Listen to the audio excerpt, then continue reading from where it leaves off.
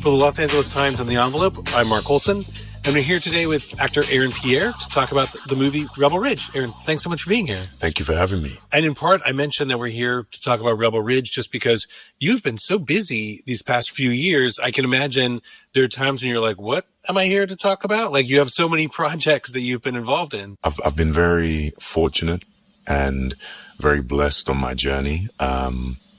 And yeah, I'm just trying to keep it about the work, keep it about a commitment to doing the best work I can, a commitment to evolution and growth, and just enjoying the moment. Because when you came to Rebel Ridge, there initially was another actor in the project who left. And I'm so curious for you, did you feel like you were sort of like jumping onto a moving train? Like, what was it like to get involved in a project that in some ways was like already in motion? The first time I heard about this project was from Jeremy himself. My team had read the script, which we now know to be Rebel Ridge, and they were just really thrilled and excited to have something cross their desks that felt original, that felt exciting, and that energized them in a way that perhaps they hadn't been energized in a long time. So more or less immediately, I read the script, got onto a Zoom with Jeremy himself, and we just immediately connected.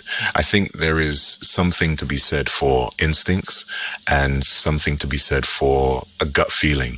And I think in both departments, we had a positive experience of that with one another, and we felt as though this collaboration would only be conducive to an enjoyable time, and that's certainly what was had. And did you know director Jeremy Saulnier's work from his other films, Green Room or Hold the Dark? Like, were you familiar with him before this came to you? Yes, I was familiar. My favorite is Blue Ruin.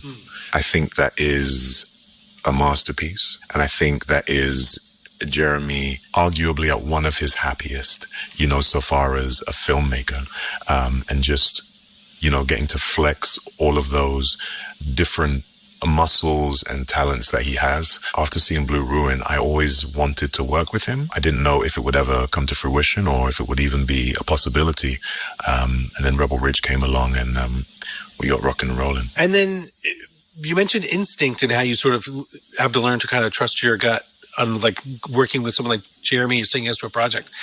At the end of it, I'm curious, like, do you ever get some sense of like what that instinct was, or like do you have your feelings confirmed for you? Like, I'm just curious, like when you kind of like do something on instinct and then later do you get a better sense of like, oh, that was what I was responding to. That's why I wanted to do this. I have this sort of checklist for myself, any project that I do. And when I wrap a project, at the end of it, if I can say that I did my best to give my best, and also if I can say that I earned my own respect, which is a very challenging thing to do because I demand so much from myself and I'm hypercritical of myself. But if I can check those two boxes, then I feel satisfied. I think I don't try and control or puppeteer anything beyond that, because the space that I'm in, you're in, we're in, it is so subjective, but that's why we love it. It's art. And really, if I can just sort of have that peace in myself of, I really gave everything I had, then beyond that, whatever happens is really just additional blessings. And, to have the response that Rebel Ridge received was beyond my wildest dreams, to be honest with you. And quite speaking candidly, I'm still processing it now. It was really moving. I think in part it was so moving because we poured so much into it. Everybody in every department. I'm not speaking exclusively about the cast. I'm not speaking exclusively about the director and the producerial team. I'm talking about everybody from crafty to catering to transpo to the Teamsters to the crew. Everybody poured so much into it. We were all there every day. And I think there is something so beautiful about a project which is so physical and demands so much and is outside largely in parts. That sort of brings you all together, When you say that you're still processing your feelings about it, what's changed for you? Like, how do you feel like your response to the movie has evolved? I think what I'm processing still is just the abundance of joy that it gave people and the reception it received. So many people have reached out to myself, to Jeremy, to others who were part of the project and shared what it meant to them, why it meant what it meant to them, and even requested like a sequel, you know what I mean, and things like this. So it was I just feel very grateful, very thankful, and really the film wouldn't be what it is today without the audience. And that really ties into why I do what I do, I think, because the reason I don't take myself seriously, but I do take what I do in my craft very seriously. That is me attempting to honor the time and the energy that an audience gifts you with when they engage with a film, or they engage with a TV series, or they come to the theater and watch a play that you're in. Life is busy. Life is hard. People have multiple things to juggle. So when people gift you with that time, I feel as though as an artist, as an actor, whatever I want to describe myself as, I have a commitment to honor that. And that really just ties into, just the audience response, just to get that, just feels really special. And one of the things that's so remarkable about your performance in the film is you remain so calm through the whole thing, and that no matter how wild the story and the action gets, like, you're still very cool throughout. Here come your peeps. Chief! You want to honor that deal, or do I got to transition to Put E? some distance between you.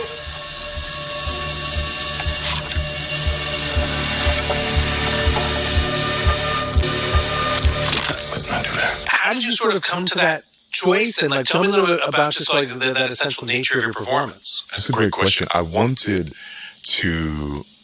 arrived at the decision that I wanted Terry to feel like, I wanted his energy to be loudest, quietest person in the room. And what I mean by that is I wanted his silence to speak tremendous volumes. Somebody who steps into a room and they don't say anything, but the fact that they don't say anything is so loud. The fact that they are not demonstrative in their physicality is so loud, and almost their lack of perhaps emoting at times, their lack of being physical at times is what indicates their capacity and is what tells you everything you need to know about them. That's what I was sort of playing with during the entire filming process.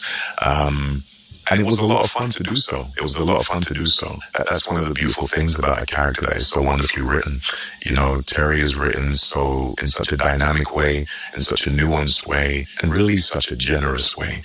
I have to credit that to Jeremy as the writer. He was so generous in how he created Terry, so that the individual that portrayed him had so much to work from. And people often talk about being slow burn thrillers. That's what they call them, because they typically take a while to sort of get to the action and to really pop off. Was pacing something that you talked about with Jeremy, both in how the story was going to be paced, but also how your performance was going to be paced? For you, how do you sort of capture that sense of the slow burn? That's really interesting. I think as an actor, I think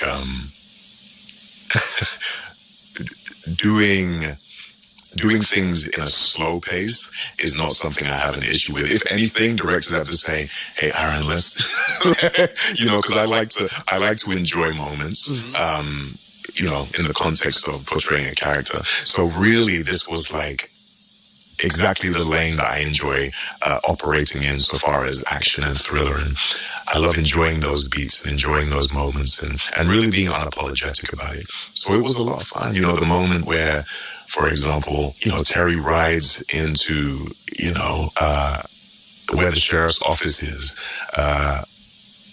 and he puts his pedal back down and he just waits there calmly. And then, Don Johnson comes out and he has this whole speech about pace and the acronym, and he breaks it down. And, I could be wrong, but I feel like a number of other action movies might have taken the route of, let's just get straight to it. But I love that Jeremy had his character break down what was going to happen should this police department not adhere to his request. I love moments like that. So the P is for primary. That's me riding into town with my bag of money. A is for alternate. That's a deal we apparently never made. C fee is my contingency. That's the restaurant owner you put out of business this morning. And there it is. I love that Jeremy was so unapologetic about it. And that gave me permission, as his collaborator within this film, to also be unapologetic in the pace in which we navigate the story. That also is one of my favorite scenes in the movie as well, because it's this sort of very tense dialogue scene between you and Don Johnson, and then it kind of suddenly erupts into a very physical, like kind of rough and tumble fight, like a physical sequence between you, Don, and another actor. And I have to say, it sure looks like that's really you in that sort of like close combat with those two guys.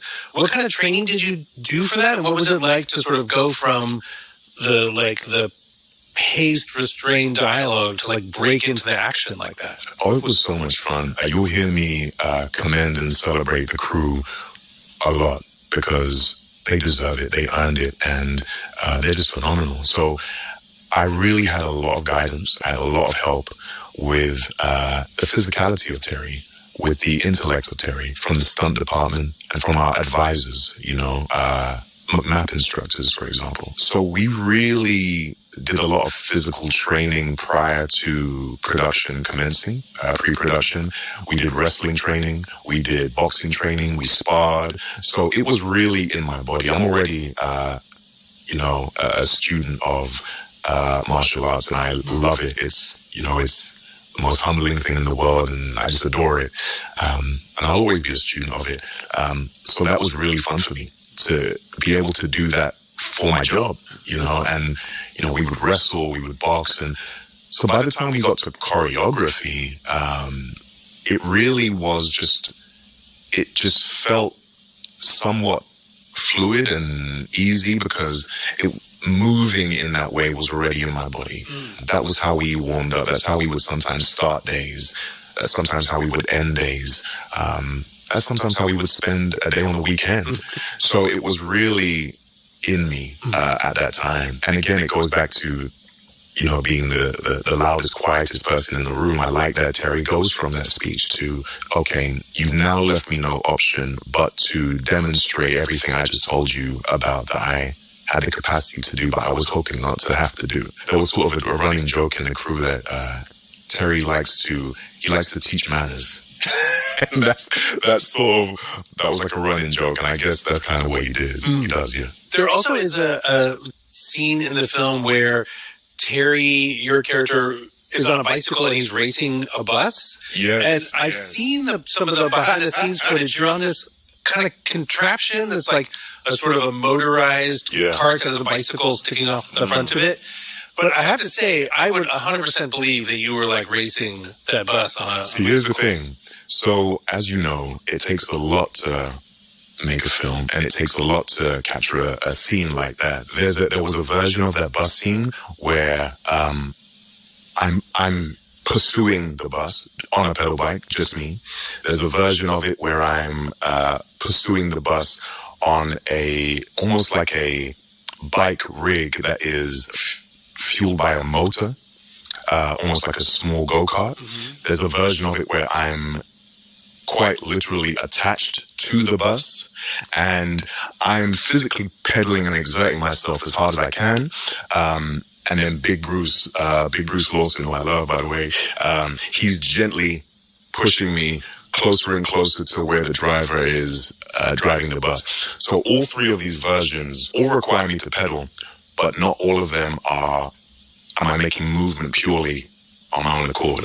Then you put them all together, and you have Jeremy do it, and it looks seamless and wonderful. And now something like that, how surprised are you when you see the final product? You're like, whoa, that looks pretty good. I have to be honest, with Jeremy, I wasn't surprised. I was like, of course, Jeremy's Jeremy. He does wonderful work all the time, as far as I'm concerned. I remember well before the film came out, he showed me an early cut of, I think it was maybe like the first eighth of the film. And I was just really excited by it. And then to see the final product, I just commend him. There also are a number of scenes in the film where you disassemble a gun a handgun in your hands without really looking at it while you're doing it. Like you're looking at another person while you're taking this gun apart. How hard is that? Like to me, I don't think I could ever manage that. What was it like for you to sort of like, had you had any kind of weapons training from like other projects? Not prior to Rebel Ridge. But I really had to immerse myself in that in order to achieve what I wanted to achieve, which was authenticity and which was honoring Marines. That's very important to me. So as it's very important to me with every role that I play to be authentic and to honor the individual and the history of that individual and their respective communities and units. So I really immersed myself in it. And even reflecting on it now, I'm surprised that I managed to even get to the level where I could do a scene and be looking you in the eye, but disassembling a gun or, unloading a gun and unloading a magazine and putting that on the side. And they really had me in sort of like a boot camp. And luckily I took to it. Because one thing about Jeremy is we will not move on from the scene until it's seamless. And that's what I love about it. I know, were there any other films that you and Jeremy would talk about, or maybe that he wanted you to showed you as a reference, or that you were sort of like in your mind as you were working on this part? Actually, no. Of course, he and I were aware of wonderful films that share similar themes, but for the whole maybe 3-month shoot, we didn't actually speak about, as far as I recall, and this was some time ago now, but we didn't actually speak about any other action film. And I even remember Dawn, Jeremy and I, one day we were in, what scene were we shooting? I think we were shooting the scene where Don's character takes Terry with David Denman's character to the hospital before they break the news to him. It was that day we were filming that scene. And Don actually doesn't watch any films when he's shooting a film.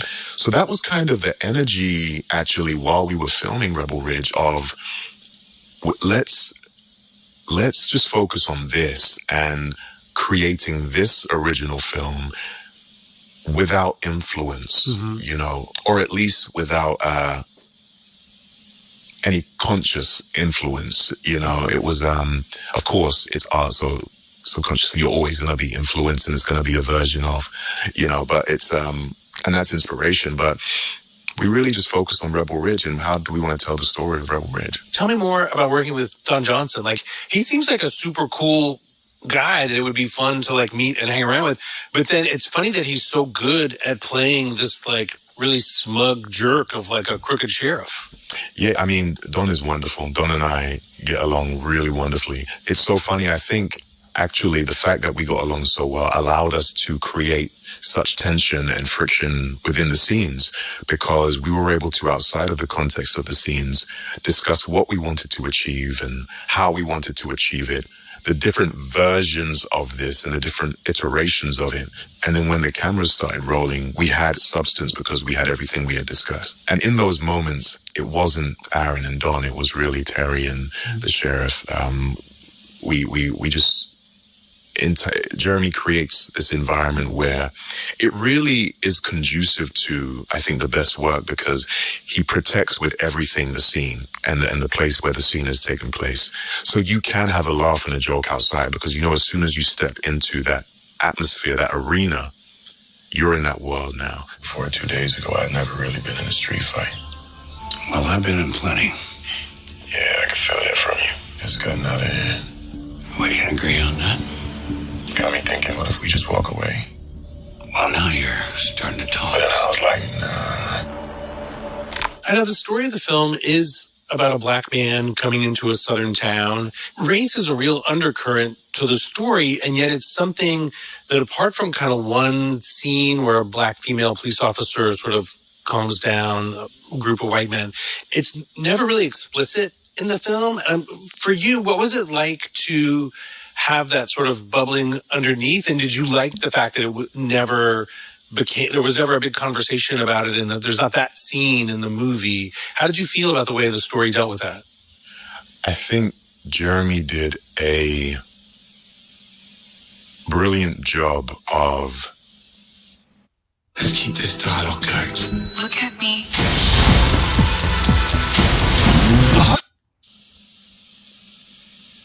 navigating multiple important and pressing issues all within one film. And I think he did it in a way that was not didactic.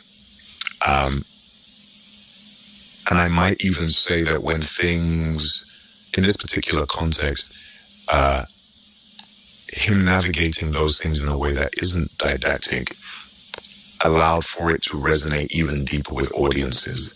Because versus the audiences feeling like they were being sat down, it was more of an invitation to come and engage in this conversation with us within the context of the film. And then I want to go back to something you said earlier, that for you it's important when you're acting that you feel on a project you have to earn your own respect. And I'm very taken by that idea. Can you talk a little bit more about what that means to you, and what, in essence, what does it take for you to earn your own respect? When an audience engages with your work in any capacity, theater, film, TV, radio, wherever it is, that's them gifting you with their time. Time is precious, time is valuable. I need to feel as though I've served the character. I need to feel as though I've served the story. I need to feel as though I've served the creative team. And I need to feel as though I've served the audiences. Even if an audience walks away from something and they say, that wasn't for me, that's okay, because the work is subjective. Just so long as the result of that wasn't me not giving my all.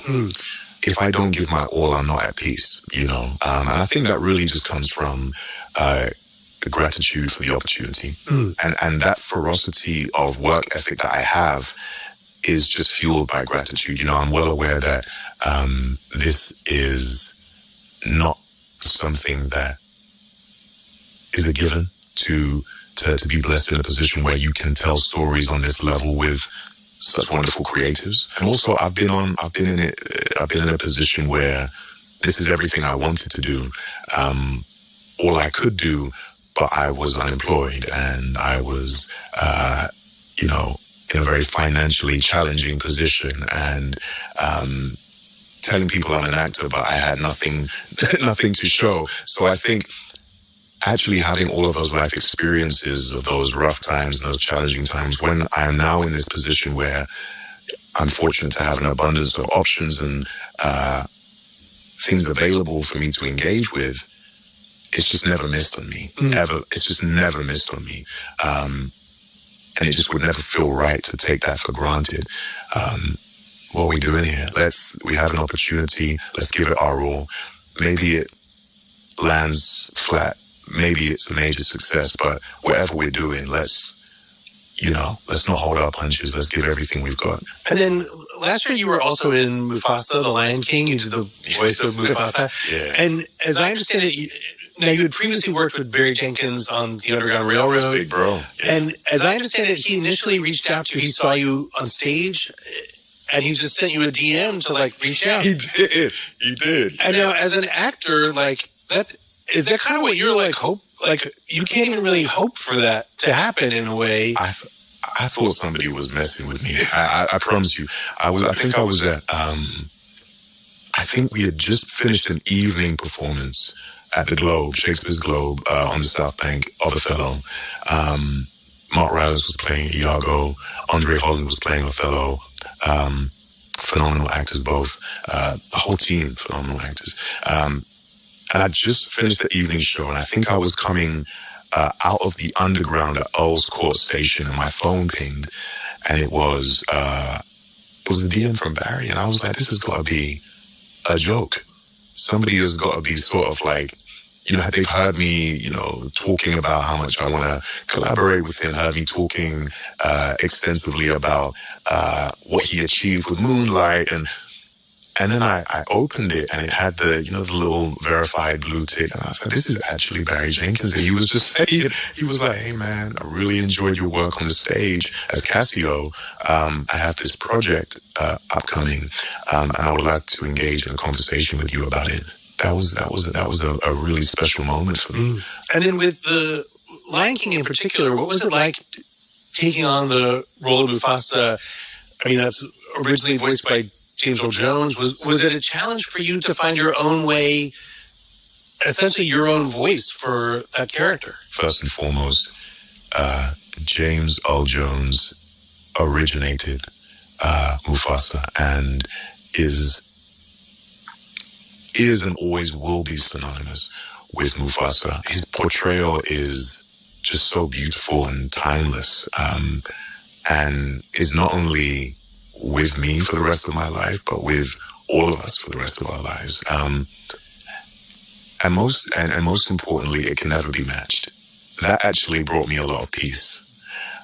Entering that conversation and entering that creative process, knowing that is in its own stratosphere, and rightly so. It gave me a lot of peace, and it gave me permission to find my own version. And I hope that he would be proud of the version that I discovered, and I hope that he would feel as though we did everything we could to uphold the legacy that he established and the legacy that he built, because that was our intention, and that was what we were striving for. And just on a separate note, James Earl Jones he's the top of the mountain for me. I study him. He's just the top of the mountain for me. And then as we're having this conversation, you're in the midst of production on Lanterns, which is a very different production from The Lion King. I've seen this iteration of the Green Lantern story described as a sci-fi true detective, and I'm curious just how that project is going for you and what the experience so far of shooting that has been like. It's been great. It's been a really beautiful process and experience. Everybody is so close. Everybody is so tight and connected. And I think that is because we all love this project. And then you also are in the upcoming season of The Morning Show, again, a very different project. And I'm curious, for you as an actor, do you feel like this has kind of become your moment? Like, as an actor, I think you work so long and so hard. What is it like for you when it seems like suddenly so many things are kind of lining up for you all of a sudden? It's very surreal. It's very surreal. There was a time when there was nothing available to me. Despite me trying to have things available to me, so it's very surreal.